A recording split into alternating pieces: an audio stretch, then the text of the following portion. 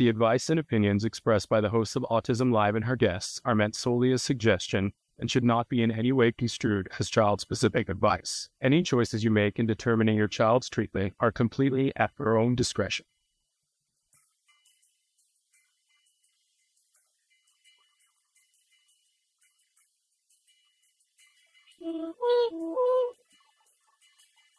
Good morning and welcome to Autism Live in April and this World Autism Awareness Day. We have got the best guest on the planet to have here today. In just a little while, I'm going to be joined by the fabulous actor Coby Bird. You guys know him because we saw him on Speechless, then he was on Good Doctor, then he was a huge character on Lock and Key, 3 seasons on that show. And now most recently, we've seen him on the Pitt. So Coby's going to be with us in just a little while to talk about that and ever so much more, because I always like to ask him what he's reading. And we'll talk about World Autism Awareness Day. Before that, I want to let you all know we pre-taped this episode, as we did with many of our episodes in April, because we're moving our studio. But I'm watching with you, and, please feel free to write in comments, and we'll make sure that we get them to Coby so that he sees them. We are live right now on Facebook, YouTube, and Twitter, and our fabulous Chris Desmond is showing you some of the ways that you can participate. You can write in. We know that the lion's share of you listen to the show in podcasts. We love and appreciate that. It is a free download wherever you get your podcasts. We hope you're enjoying that. We like it when you like, share, subscribe, all the different things, and review, no matter how you see it. If you are listening in podcast, and you're getting the free download, then you're probably enjoying the fact that we have sponsors who will interrupt from time to time to do their sponsorship thing. That's literally how we make that podcast free for you to download. If that is more than you can handle, and some of you have written and said, I really just want the content, I'll pay a little bit for it, can I please have that? You absolutely can. You will go to glow.fm/autismlive. You'll pay a small monthly fee of $5, and you get everything that the Autism Network does in your inbox ad-free for $5. It's a good deal. But if you don't mind the ads, I love you listening to it for free. So you keep on keeping on. I also want to say that our show, if this might be the first time you're joining us because you're a Coby Bird fan and you're like, I don't know what this show is, but I'm going to tune in. I want you to know that everything that we do at the Autism Network, our mission, our overriding vision is to provide information and inspiration to that larger autism community that starts with individuals who are themselves on the spectrum. Whatever words they choose, we're all good with, because we appreciate everybody gets to define themselves how they want to define themselves. But they're the beating heart of our community, and then we include in that community everyone who loves those individuals. I don't know about you, but I count myself as one of those. I'm a proud pony, a parent of a neurodiverse individual, and thrilled to be here. And in this format where we can tell you all kinds of stories, not the least of which is the Coby Bird story. But today is World Autism Awareness Day, and I find that there is a lot of misunderstanding about what that means and how it came about and who it belongs to. Because I know there's a great many charities that promote this to the point where people get confused and think that this is their holiday. It is not. Although if they want to own that part of it, that's all good too.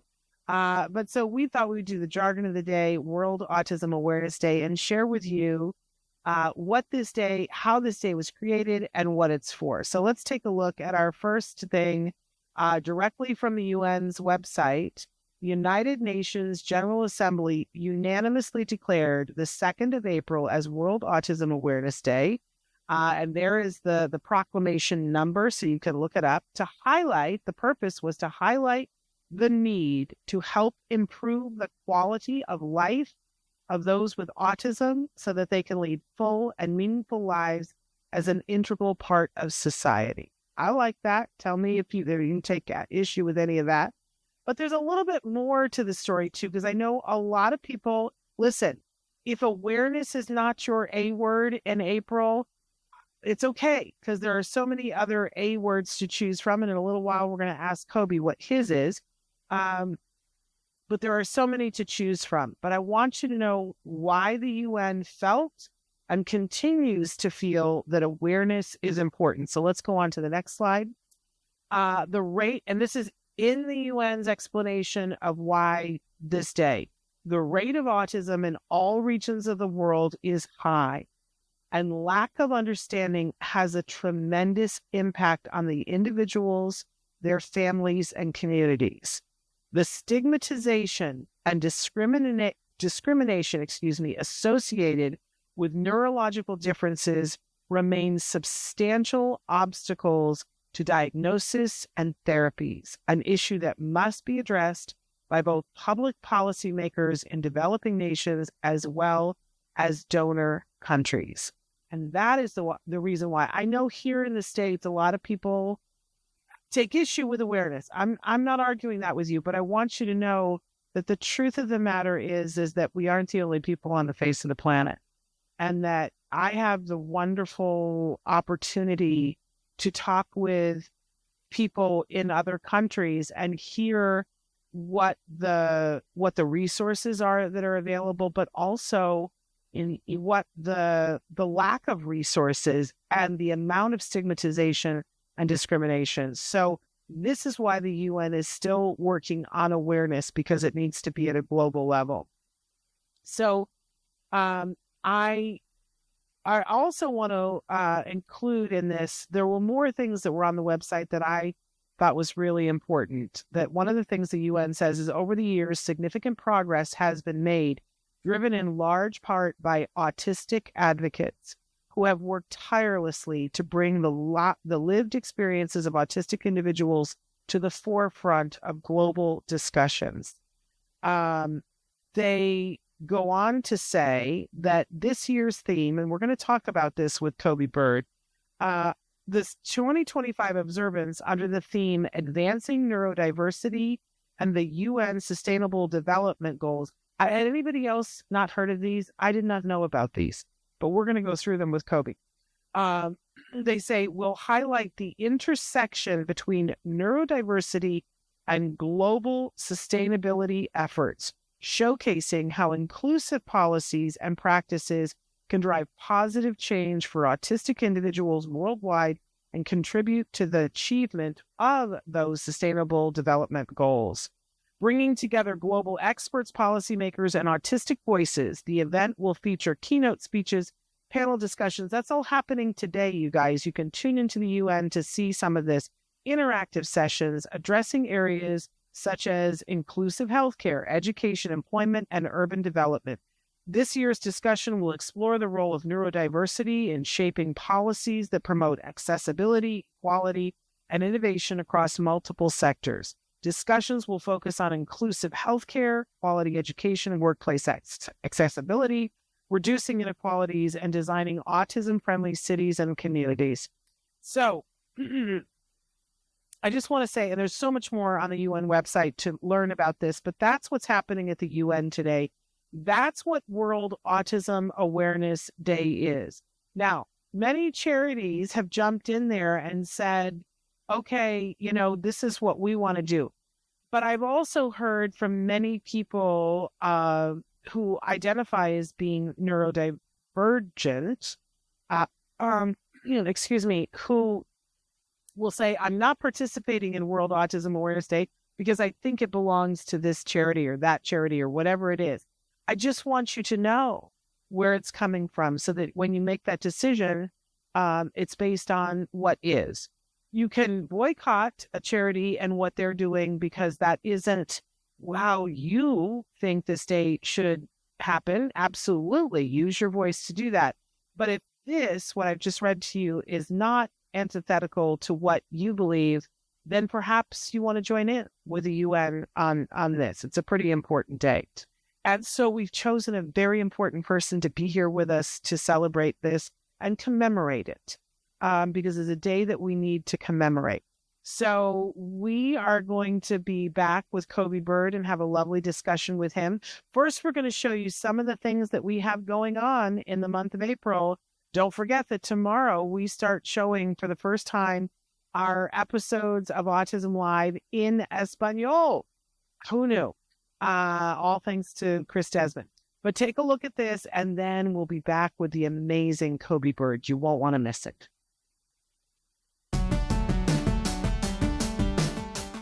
It's that time of year. April has finally arrived. This week we have all new shows. On Monday, Shannon welcomes Jane Fisher, author of If You Knew Susie, Pushing Past the Boundaries of Never. Then on Tuesday, on Ask Dr. Doreen, Shannon and Dr. Doreen discuss the topic of toileting and potty training. On Wednesday, it's Autism Awareness Day, and Shannon is joined by actor Coby Bird. On Thursdays and Fridays, we are excited to introduce Autism Live in Spanish throughout all of April. Buenos días y bienvenidos a Autism Live. Soy Shannon Penrod. This Thursday's show covers how you can support someone you love with ASD, and on Friday's show, Shannon breaks down what ABA is. Join us at 10 a.m. every day throughout April. The Autism Network, providing information and inspiration to families for over 14 years. Welcome back. As promised, I have for you one of my favorite people on the face of the planet. You know Coby Bird because he has been on this show many times talking about many different things. You know him because he is an actor. He is an actor, by the way, who identifies as being an advocate on the spectrum. But he is an actor. Let us say that with a capital A. And you have seen him on all kinds of things like Speechless. You saw him on, oh my goodness, Lock and Key. And now you better have seen him on the Pitt. If you haven't, you need to go do it right now. But he's an amazing speaker too.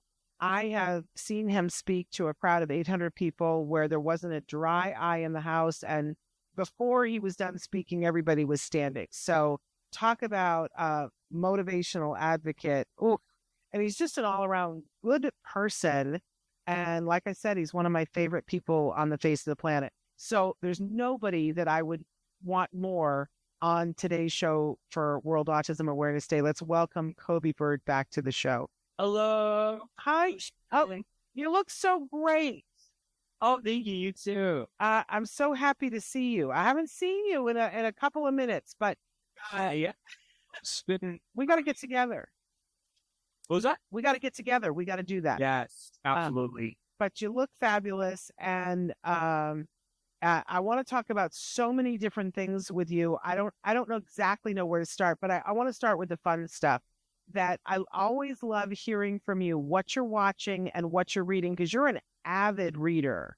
Oh yeah. I mean, I'm so much of an avid reader that I can't read one book at a time. I have to read multiple, and it's an issue. I have to fix it. But I'm trying to read the books like I'm reading right now because I have like 5 books that I'm reading all at the same time. But the 2 that I've been reading that have been like really just impacting me and just have been like my favorite reads. Where is it? Hold on, let me find it. I've been reading this for a while, but I've been reading Lonesome Dove by Larry McMurtry, and it's something I never thought I was going to read, but like it kept coming up in my recommendations, and it's a Western. And I'm like, oh, it's a Western, and I've been getting into Westerns, but like but like it's never been something that I've been like wanting to read, but it like something about it grabbed me, and I've been just reading it, and it's leading up to be probably like one of my favorite books of all time, or like probably my favorite book of all time. Just how it's just really good.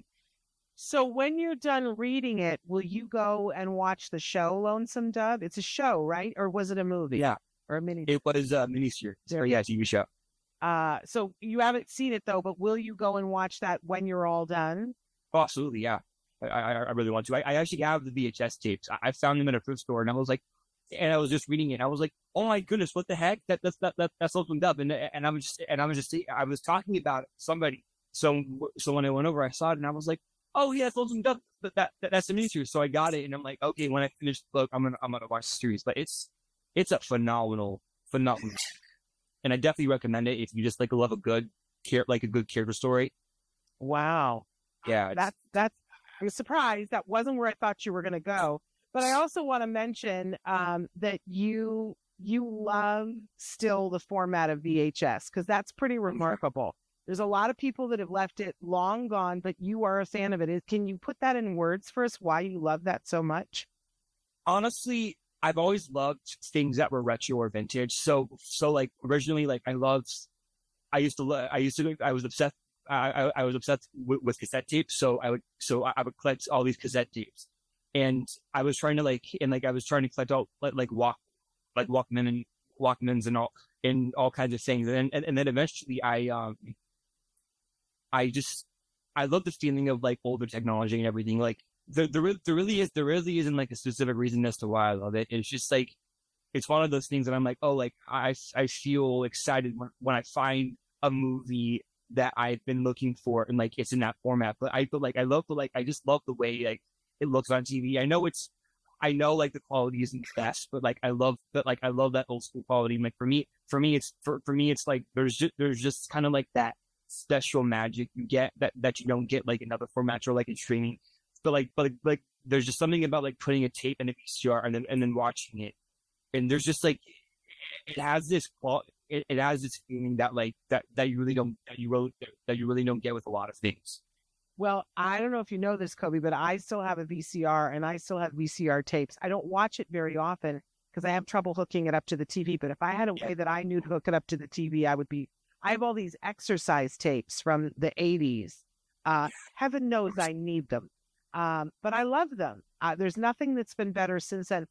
Working it out with Jane Fonda, I'm sorry. So I kind of get it.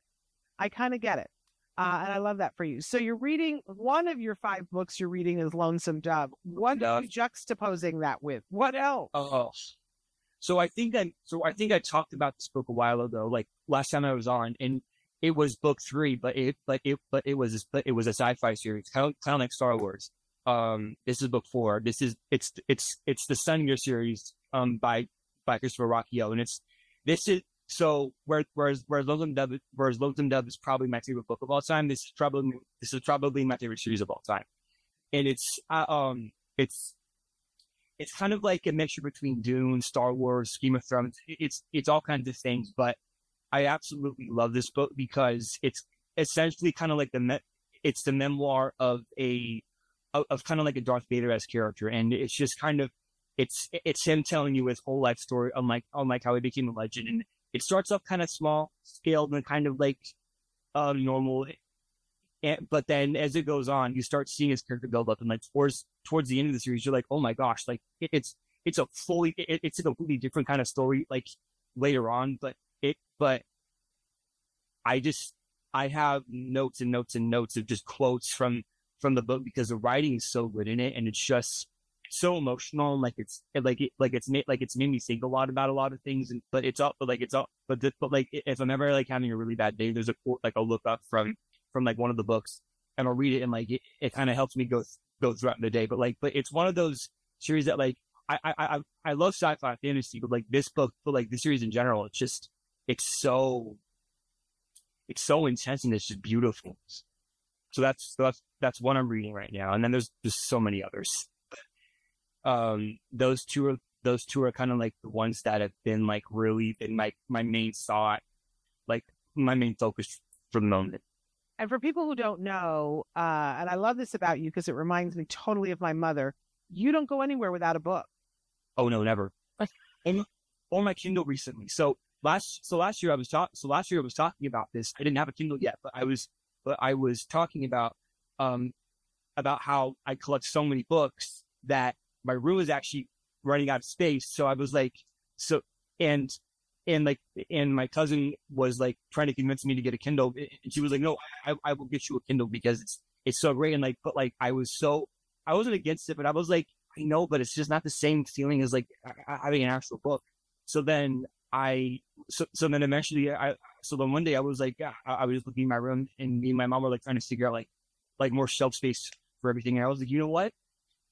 I think I'm ready for a Kindle. So I got a Kindle, and it is my like, I love it because it's not like having a tablet, or it's not like having like another electronic device. And that was kind of like the one reason like why I was so kind of like reluctant on getting it, was because reading was kind of like my getaway from technology and everything. So when I was like, oh wait, no, like I'm reading, but like I'm still reading on a device. But I got my Kindle, and I'm like, it's completely different. It's meant to look like it doesn't look like your typical tablet. Like the screen and everything is meant to be kind of like you're reading paper. So it's not like light in your face. It's not straining your eyes. It's just like looking at any other like paper or like page of something. So I love it because like it's all for books that like I don't really need to have on my shelf, and it's stuff that I'm like, oh yeah, I want to read this. So we'll read it and I'll be like, okay, that was amazing. That's not something I need to have on my shelf. Or there'll be a book that I'll get and I'll be like, oh, that was so amazing. I want to get it physically. So it's a good thing for me to be like, it's a good thing for me to read books that I don't need to have physically, but it's my favorite. I love it. It's great, especially if you are a huge reader and you have no more space in your room, but it's wonderful. Yeah, it's great. Okay, so let's imagine for a moment that later on today you're going someplace and you can decide where it is that you're going. How do you don't take the 5 books with you? Do you take the Kindle with you? Do you take one of the books and the Kindle? You take the Kindle. Yeah, the Kindle. But originally though, I would be carrying like a thick book like this everywhere I went, like probably like 4 times the size, because I was like, I'm so into this book. I can't just leave it home. I have to have it with me at all times. But I love having like a book with me or my Kindle with me, because even when I'm somewhere, like it kind of helps me. It kind of like it's kind of like my emotional support, especially like if I'm going somewhere and I'm like, if I'm going out to like Disneyland, or if I'm going out to like a park or like a meetup or like a dinner, I still have my Kindle or my book with me, because like at least if I need it for like just to like process everything and just to like get out of my headspace and like go into the world, I have it with me anytime I need. So like it's one of those things that really helps me with that, especially like with anxiety. Like if I just need to get away from everything, I have it with me, and like I can read like a page or two and I'll be like, okay, I'm fine. I'm ready to get back to the real world. But it's one of those things that like really helps me. So I go everywhere. I go everywhere with it, and I love my Kindle too, because it's not thick and heavy. So, but still I treat it like one of my other books. But just having it with me is so helpful. So here's the $64,000 question. Do you take a book or the Kindle with you on set? When you're when you're acting, do we freeze? Are you there? I think we might have lost it for a second. We lost you for a second. You froze for a second. That's okay. You weren't making a funny face when you froze. So do you take a book or the Kindle when you're on set for the downtime? Obviously, when you're working, you don't have that. I don't know. Maybe you do. Talk to us. So originally I did take a lot of books, but ever since I got my Kindle, I was like, it's helpful because if I just have it in my trailer, it's there. But like with my Kindle, since it's so small and it's easier than like carrying 5 of the books with me, I still have 5 books, but it's not 5 books total. It's just 5 books all in one little thing. So it's helpful. So when I was doing the Pitt, I had my Kindle with me, and like that was so amazing, because it was like I can just pop my Kindle up in my trailer and just read it, and then I have it with me. And you find that when you're reading, that you can go from the reality of the book world back to the reality of life, or back to the reality of I'm pretending to be another character, and it's seamless for you. You don't need time. That's amazing to me, Coby, because I used to be an avid reader, but my problem was I get so into the book, I can't do anything else. Then when somebody asks me for something, I look up and I'm like, well, I'm a hobbit and I need to go do something. You know what I mean? Like I can't break out of that reality. But you're able to do that. Do you know how you're able to do it, or just you?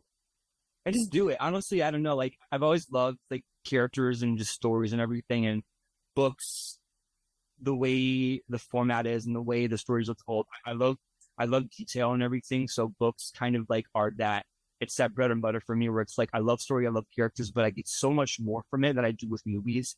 And it's so different, but like, I just love the way stories are told, like, especially with fantasy. Like, a lot of the fantasy books I read, I would never imagine them getting adaptations, because there's just so much detail in this, and there's so many things that would change in the adaptation. So it's like, I can enjoy the specific story and be like, you know what? I enjoyed it. I don't need it to be a TV show. I love this. I love this book for this specific reason. And it's not because of the story, but because of it's a book, and just like the detail and like the things that you don't get from like other formats. It's just so like it's immersive. It's immersive. Amazing. Just amazing. It's just remarkable to hear you talk about it. I really think, Coby, I know you're busy and you have a lot of things as a working actor, but I also think you should be doing book reviews on the side. I'm just saying. I'd love to. I really would. It's just like trying to find like when I can do it and like how to start it up. Yeah. Like I love talking about books. Yeah. I love talking about the story and the characters and just like everything. Like, and I can go like, if you ask me about a book with like, and if you don't care about spoilers, like I can go into a specific character or a specific book for hours, because it's just like how, not obsessed I am, but like just like how fascinated I am by that story. So like if something like really grabs me, yeah, all I want to do is talk about it. And sometimes like that's also one thing, like especially like if I'm meeting other family or like friends, it's like the only thing in my head is that specific book, and I'm like, I just want to talk about the book, but it's like I'm the only one that's like actually read it, and it's just hard to like. But for me, when I find somebody else who is in that same book as I am, I feel like it's my favorite feeling, because then I can actually like talk about the book. Like, oh my gosh, I read it, like I love it. So then we can share like our own opinions on everything. But like I love that discussion and just like talking about those specific things, because I can go on for hours just for that specific time, like that specific single book. I love that. I'm envisioning you doing a podcast where you're reviewing books and people can call in to talk about the book with you. I mean, how much that would be amazing. I'd love that. That's amazing. All right, we got to work on that. But I also, for me, because I don't read as much anymore, between my eyes and the fact that I can't break out, but I'm all about watching movies and television now, and I want to talk about all those. And I know you're okay talking about those too. So Totally. My curiosity is, what are you watching lately that you love? That's a good question. So I'm watching a few things, but I've been really into the show Shameless right now. Okay. And I watched it a while ago with my mom, but I couldn't get into it. And then randomly it was on Netflix, and I was like, you know what? I just want to watch it. And then eventually I just kept watching it, and I was like, okay, I think I love the show. And it's so messed up, but it's a really good show. Like the characters, all of them, they're like, it's so dysfunctional, but just like the dynamics between all the characters and everything, it's so good. So that's one show I'm watching that I love, and like it's 11 seasons. So I'll be watching it for a while. Love that. What else? And recently, I've been watching the show Severance, which if you've seen it, it's absolutely insane, but it's brilliant. It is such a good show, and it's something I never thought, like I never really knew like what kind of show it was until I watched it, and then I watched it, and I was like, okay, I like a lot of this, but it's that's one show that I love so much, and it's season 2 is still going right now, but like each episode is just getting crazier and crazier. And then one show I've been watching that I've been just like, it's something that I look forward to every single week. It's Pitt. Yeah. Us too. And I want to talk with you about the Pitt, because you were on the Pitt. I was. Yes, I was. And that was a surprise to a lot of people. We started telling people when the show premiered, we were like, oh, Pitt's a good show, but we didn't say anything about you because we knew we weren't allowed to. But we kept saying everybody needs to be watching the Pitt. And the truth is, we got sucked into it regardless of whether we were going to see you on it or not. But and I don't know, boy, every week I go, what's going to happen next? Oh, it's just killing. So it's addicting, and it's just, I love it not because of me. Like I like it was such an amazing thing to work on, but just the show itself.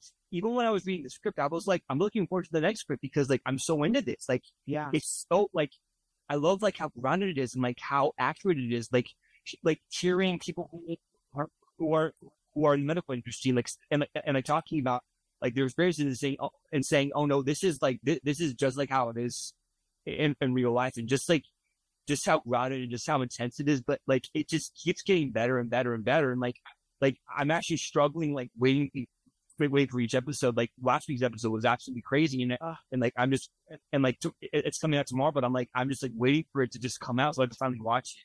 Me too. It's amazing.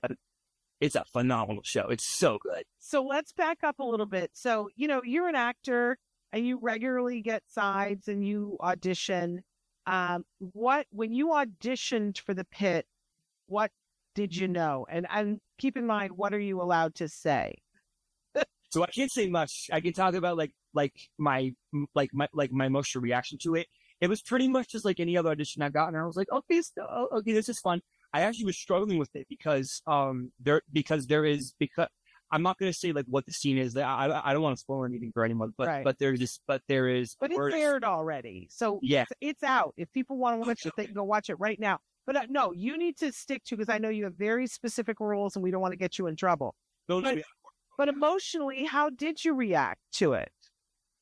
When I booked it, I cried. Like I got really emotional, especially like it was the first thing I got after Lock and Key. I was waiting, like I just wanted to work, like whether it was guest starring or whether it was a series rating or just anything, like even like just anything. Yeah. And when I booked it, I was so surprised, and I'm like, oh my gosh, like it's the first time I've worked in 3 years.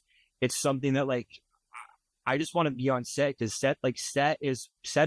being on set is my safe space. Acting is my safe space, and like just the fact that I got to be on a show again, and it to know that like I booked the role and like I was able to like actually like in the show, it was amazing, Shannon. Like I was so happy, and I was just so thankful to like finally like working again, and it just like even just working again and just like getting to my shredder and like doing my process like I did in Lock and Key, just doing all of that, just being able to get back into that system and just like to know that I'd be doing that again was amazing. It was just like, okay, finally I can get back to doing what I love. And I felt like I was so excited just to like finally do something again. So it was such an amazing feeling, especially like after COVID, after the strike, after all of those things, and just going through all of that, to know that like that realization that I was like, actually I get to work again. This is amazing. So no, it was such a euphorical feeling. Like it was amazing. Well, and you were amazing in it. I don't want to do spoiler alerts for people, but you need to watch it. You need to go watch it, and you need to watch the whole thing because you'll love it. But especially, I really loved what happened in the arc of your role. I also want to talk about the fact that I don't know that everybody realizes it watching it, but my dad was a technical director and a camera person for television. So I'm kind of keyed into how something is being shot. I don't know if you're allowed to talk about how it is shot, but it's unlike any other show that I have seen, in that, you're walking with people, you're seeing things. Oh, yeah. I mean, it's everything was connected, Shannon. Like everyone, like even so. One of the things that was crazy was even the amount of extras and the amount of just the cast was huge. But the one thing that was crazy was like every single character, every single actor, and co-actor, and back and extra, they all had a place. Everything was connected. So even when they were in the scene, you were told that you would see the scene connect to the next, and it would develop into something else. But if you look at it, and like if you look at like the scene and how it progresses, and then has and then how it goes into the next thing. So like one of the things we did was actually like we would everything when I was doing my scenes, everything was shot in order. So it wasn't all just random. So like after one scene was back, we would do my next. So the entire time I was pretty much in that hospital bed. Like there was a day where I did not leave that hospital bed once because I was pretty much like in the background the entire time. And even though I wasn't really fully seen, you just never really knew like when you'd be seen or not. But like it was one of the coolest. It was like one of the most unique things I worked on because of just how everything was shot and how they wanted and like how my scene was built up. But like especially just like with how like it's quick and it goes fast and like you really have to like follow that intensity. So like if you've seen the show, I'm like, you know how intense it is. Yeah, it's pretty much like that on set, and but everyone was so great to work with. Everyone was so sweet. I had such a good time with everyone. Like, the people that on the actors that I worked with were just so amazing. And like I connected with a lot of people, and it was just it was like Lock and Key. It was that lightning in a bottle scene where like the cast and crew were just absolutely phenomenal, and they were so lovely to work with. It was like I have no problem. Like yeah, I have no problem with it. Like it was such a great experience. It really was. So happy to hear that, and you know, kudos to them because I can't even imagine how much that, and we're seeing it on the screen, how much it adds to the continuity. Because it looks like people are living in this hospital. And I know that they created a 360 because we can see it. The camera turns around and it's all there. You go, gosh, that's a really interesting way to shoot. But it's a hit series. I'm going to say this because a lot of times, you know, I think like this. It's going to win all kinds of awards. And I would be hard pressed to see that they could give the best cast award for a television show to anybody else. So, you know, I think you guys are going to win a SAG. Oh, I hope. I really hope because it deserves it. It is such like, it is a show. Even when I was reading the script, I was like, I'm excited to watch. Like, I just can't wait to see this like come to life and just for it to finally come out. And what was hard about wrapping finally was that I would no longer reading the script. So I was like, I could never look forward to the next. You know what happened next? Oh my gosh. And like that, Shannon, that was such a difficult thing to deal with because I was like, I need episode 8 right now. Like I need to read this. I can't wait. I can't wait that long. Well, you're stuck waiting with the rest of us, but it was worth it though. It really was. Like even like outside of my episode, like just the whole, the show as a whole, it's so good. Well, and I was talking to somebody yesterday who was saying about how amazing you were on the show. And I said, but you know, you need to go back now and watch the 2 episodes before, because if you're discerning, we see you, there are shots of you several times because you're getting ready to come in and be seen. So there's actually 3 episodes, but there's 1 episode that you really play a big role in it and you do it beautifully and you represent. And today, when we're airing this show, I have to say that we pre-taped this before you guys, but we're airing this on World Autism Awareness Day. That was our jargon. We talked about that. This is a day that means a whole lot to a whole lot of people in this month. It means, I would say it's like, which A word are you choosing? Because some people say autism awareness. Some people say autism acceptance. Some people say autism action. Some say autism advocacy. It's like, what's your A word? I love that Amy Gravino says, I'm not looking for, she says, I'm looking for accomplices. I don't want allies. She says, allies are good, but I want accomplices. So that's her A word. What does this month, what A word swirl for you or resonate with you? So since last year, like the one word that really has, when I say my big A word probably would be autism authenticity. And when I say authenticity, I mean like being your most authentic self, whether you have autism, whether you don't have autism. It's just about being you. And for me, it's like when I'm advocating, like I'm not the only advocator on the spectrum. I'm one of many. I'm not. My experience is not the experience. My ideas are not the ideas. We all have our own. We all have our own journeys, our own experiences. We go through so many different things, and I think the most important thing is like all of our voices when they come together. It's so beautiful, and like the most like for me, the most beautiful thing about them is like when our voices are all together, they come out as their most authentic. So for me, authenticity is just like it's about being you, and every single day, like even when I'm struggling, I still think about like I'm still me, I'm still my. This is who I am. Even when I'm masking, I'm still my most authentic self. So when I think of like autism, I think of like autism authenticity, and it's just about being you, loving you, having people around you. But it's good to know like your family is authentic. Like, but just it's so many things. But like every year from now on, when I think of autism, I think about that. I think of authenticity. I love that. You're making me cry, Coby, because you're so eloquent. I could listen to you forever, and I appreciate your honesty and your sincerity and your authenticity. Thank you so much. It's just amazing. You're authenticity.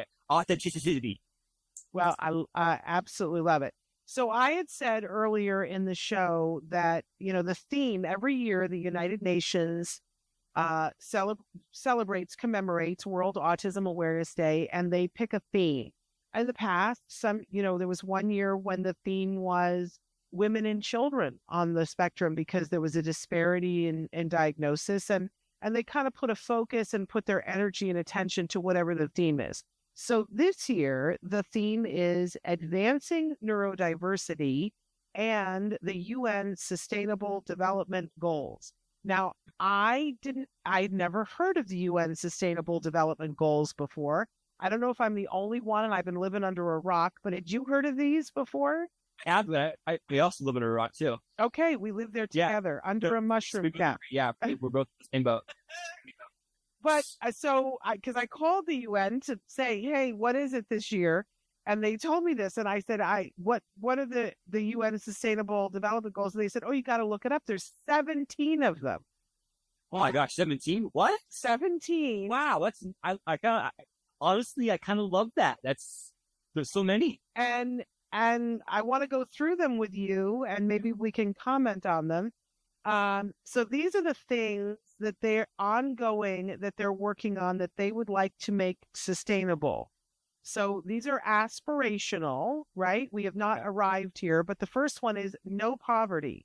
They want to end poverty in all its forms everywhere. And if we look at that through the lens of including people who are neurodiverse, this would be a pretty big thing, right? It would be. And like for me, like especially when it comes to like one of the things I advocate for is people on the spectrum and careers and jobs. I think it's so important for us because we do have a voice. We do, and even though our minds are different than people who are never, we still want to work and we're still capable of working. We just need that communication. Like when I'm working, I'm like, okay, I can like.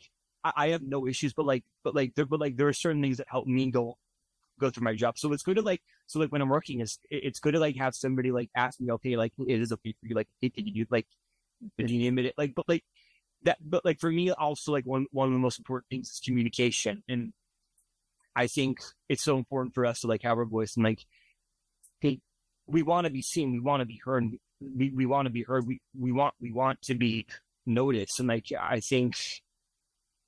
think it's so important that we get a chance to because we are capable. We are just as capable as everyone else is. Amen to that.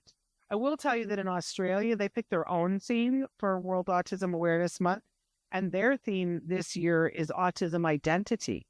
Identity. Yeah, which I think is very interesting. Okay, so number 2 on the UN Sustainable Development Goals is zero hunger. They want to end hunger, achieve food security, and improve nutrition. And promote sustainable agriculture. Very interesting. Okay. We love that. Then number 3 is good health and well-being. I think this massively applies to individuals on the spectrum. We have a show coming up in another week where we'll talk about what some of the studies are showing about levels of toxicity and how people can be healthier. I love that. Yeah. It's a key thing for folks on the spectrum, because a lot of folks on the spectrum have autoimmune or health issues, right? So I'm allergic to gluten and dairy because when I have it, it messes up my brain. Like, and it's just, when I have either of them, like there is a noticeable difference to my demeanor. Like I barely have any language. I just can't function. And it's kind of like when I have like really low days, but times a million. And sometimes like I am not myself at all. And I just need to be in my own space. But I think one of the most important things is like knowing that like allergies and like like you said, autoimmune disorders, like so many things like that. Like those are things that really like need to get noticed and talked about. Absolutely. Number 4 is quality education. They want to ensure inclusive and equitable quality education and promote lifelong learning opportunities for all. We like that, right? I love that. Number 5 is gender equality. Achieve gender equality and empower all women and girls. I would kind of like that if it included people who are transgender. That would make me happier if that was in there. Number 6 is clean water and sanitation. Ensure availability and sustainable management of water and sanitation for all. Seems like a great thing. Love that. Number 7 is affordable and clean energy, to ensure access to affordable, reliable, sustainable, and modern energy for all. Then everybody can watch the Pitt. Beth? Yeah. Go ahead. Watch the Pitt. That's right. Watch. Number 8, kind of what you were talking about before, decent work and economic growth. Promote sustained, inclusive, and sustainable economic growth, full and productive employment, and decent work for all. We know the statistics that for most individuals on the spectrum, they are underemployed. Yeah. And that's another really big thing, like talking about workspaces and everything. And that goes back to why I advocate. There are so many of us who are capable, and the fact that some so many people in the spectrum are unemployed, that hurts, because like we all need a chance because we can work. We do work. I am working, and I'm showing everyone that I am working, and that I have my own career, and that I'm going through this. And I feel like so many others really need that attention. Well, and you're a great role model. You're setting a really good example. We appreciate it. I hope I am, because it's so important to me. Like this is my life, and so many others like me deserve a life like that too. But I have to say, you have such an amazing work ethic, Coby, and for you, and you know, you've worked so much already for your young age. I mean, it's really quite incredible. And I know, because I've heard people say that when you are on set, you are just a consummate professional. Now, we've all been on set.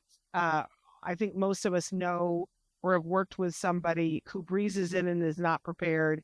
It's not fun. I don't want you to comment on that because we don't want people guessing. But I'm just saying, most of us who've been anywhere in the acting world know that, you know, all actors are not cut from the same bolt of cloth. Some people come in and are professional and do their job and hit their marks and deliver. And other people are fumbling around trying to figure out what their lines are, and they've done no preparation. I really respect and admire and appreciate the fact that I know you as an actor have showed up on set and been of the highest caliber, because you've made everybody who comes after you look good. And I'm sure that there are people who are willing to take chances on individuals that they don't know because you set a good example. So that's part of your legacy, young man. Well, thank you. And you know, Shannon, like for me, that's so important too, because I want to respect everyone else around me. I'm not the only one there on set. There are so many others doing their job. And for me, the most important part is respecting everyone's time and their job, because all of us, because all of our jobs have a place and have a meaning. And if one cog isn't, and if one cog wheel isn't connected, then it's all a mess. And it's like so many of us, like when we work together, for me, that's how everything is so efficient. And for me, like all I want to do is respect everyone's time and not cause any frustration or anything. So for me, like the most important thing is just like being on set, like when I am, and being on their time and when they need me, because that essentially is my job as an actor. Yeah. Yeah. So like for me, that is so important. And that's the one thing, like if you want to get in this business and if you want to make connections, you need to just respect it, just be a good human being like that. Like for me, that's the most important thing, is just to like be a good, decent human being and just respect everyone's time and just like, when you say, memorize your lines, just everything. And like that, like for me, like that respect is so important because I'm doing my job and I want everyone else to do their job. So it's, for me, it's like that respect. And when you say it, it sounds so reasonable, but not everybody can do that. So it's amazing that you do. Okay, I want to go back to number 9, industry, innovation, and infrastructure. They're going to build resilient infrastructure, promote inclusive and sustainable industrialization, and foster innovation. We like that. Anytime they use the word inclusion, I like it. I love number 10, reduced inequalities. Reducing inequality within and among countries. Because one of the things we talk about here all the time is that the playing field is not level. You can't get the same services in, say, the Philippines that you can get here in the United States. It's not right. Okay, number 11, sustainable cities and communities. I love that we're including neurodiversity in this. Make cities and human settlements inclusive, safe, resilient, and sustainable. We like that? Yes? Of that. Number 12, responsible consumption and production. Ensure sustainable consumption and production patterns. Interesting. Good. Number 13, climate action. Take urgent action to combat climate change and its impact. Like that. Okay, the next two are very interesting. Life below water. They want to conserve and sustainably use the oceans, seas, and marine resources for sustainable development. And then number 15 is life on land. Protect, restore, and promote sustainable use of terrestrial ecosystems. There's a phrase. Sustainably manage forests, combat deforestation, and halt and reverse land degradation and halt biodiversity loss. Interesting. Okay. Number 16, I think, is pivotal to our community. Peace, justice, and strong institutions. Promote peaceful and inclusive societies for sustainable development. Provide access to justice for all and build effective, accountable, and inclusive institutions at all levels. Yes. You amen? Yep.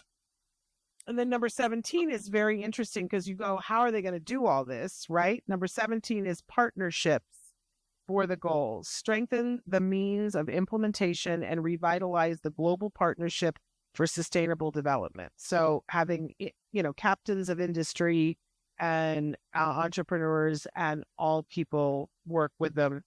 So those are the sustainable goals. Okay. We're pretty okay with those. I love those. Yeah.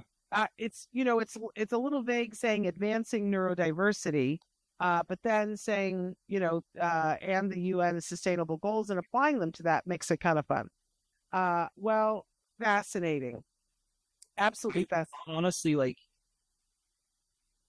that, it'll be a big process, but like the fact that but the fact that the majority of those are also a big part of our community, that's amazing. Like I I'm all for it. Like, I love it. Absolutely. Well, Coby, we're pretty much out of time. I've actually kept it later than I know. It goes by so fast. And I actually let you talk sometimes this time. People don't know.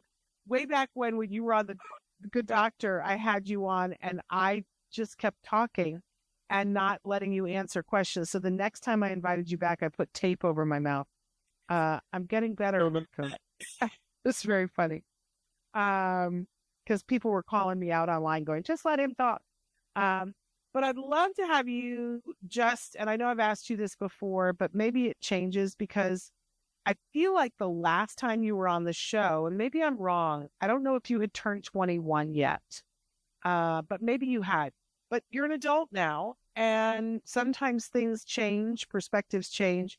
What this year, more than anything else, would you like for people to know about autism? That we're just like anybody else, and just to treat us like anybody else, and know that we, even though we, like, and this goes for just for anything, just to like treat us like everyone else, and know that like there might be some things that work differently in our brains, but we're just like everyone else. We're just trying to go through like everyone else, and it's just important just to like. We're just like you. That's all there is.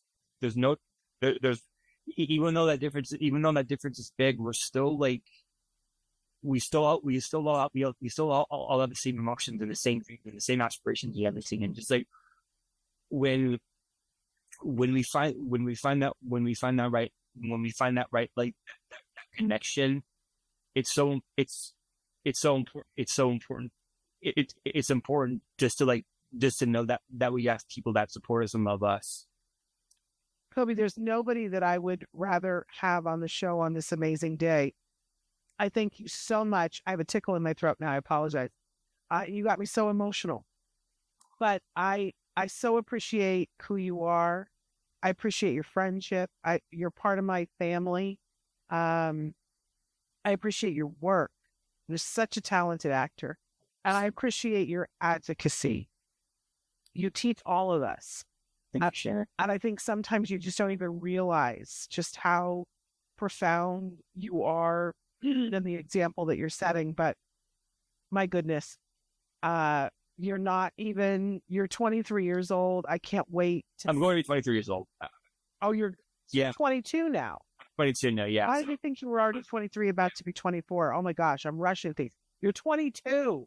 My goodness. It's a lot. It's crazy. I can believe I'm in my 20s now. It's unreal. It's crazy to realize, but yeah, I'm 20. I have 22. You're going to achieve so much in your life, but you already have achieved so much and you changed the world. And we appreciate you taking the time in your busy schedule to be here with us. And I always take my time just to be here because like you're one of the many people that I'm so comfortable with that I can talk to, and like I can just be honest with, and I can talk to, and like doing like the fact that I've been doing this for almost 10 years is insane, and just it's been almost a decade. That's just unreal to me. So I just want to say like so much for just like always having me on and always asking me to come on, because I love coming on and I love talking to you about these things, and I love that like I have something that I can look forward to, because then I can like, because then I'm like, oh yeah, it's Shannon, great. I can talk to her, and like, I can totally like just be like myself, and I'm always myself, but also like the fact that like we do know each other, but like the fact that like I can be comfortable with you is so important to me. So, but like just thank you for like, but also like just amazing. Just thank you for like what you do too. Just like, for what you do with the show. I think it's amazing, and it's like having something like this for our community is so important, and just to see like how far it's come over the years, it's amazing. It really is. You're so sweet.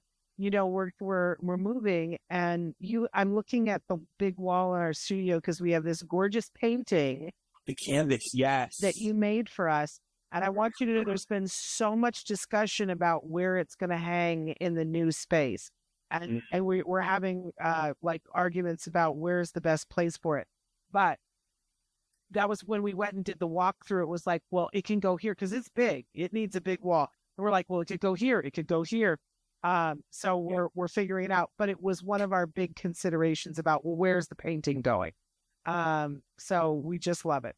And we love you. I love you. And so sending you a hug. And thank you so much. And I'm going to let you get back to your day. Give your mother and your grandmother my love. Okay. I really will. All right. Take care. Love you too. Bye-bye. Bye. Such an amazing young man. Really, I hope that you guys have an amazing day today. And I hope that you're checking out our schedule for April, because if you enjoyed this, you will enjoy so much of what we are offering for you in the month of April. So check it out. We'll be back tomorrow with even more. Don't forget that on Thursdays and Fridays, we're debuting tomorrow that we're doing Autism Live en Espanol. So you'll want to check that out. I'm very thrilled and grateful to Chris Desmond for making that a possibility. All right, you guys, we'll see you tomorrow. Until then, give your kiddos a hug from me and one for you too. Bye-bye for now.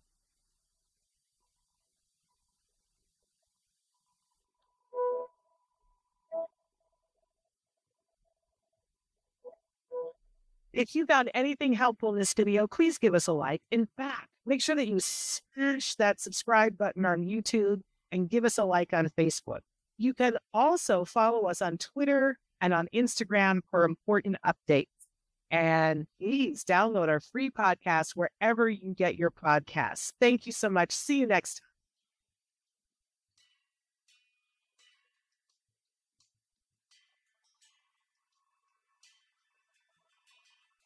time.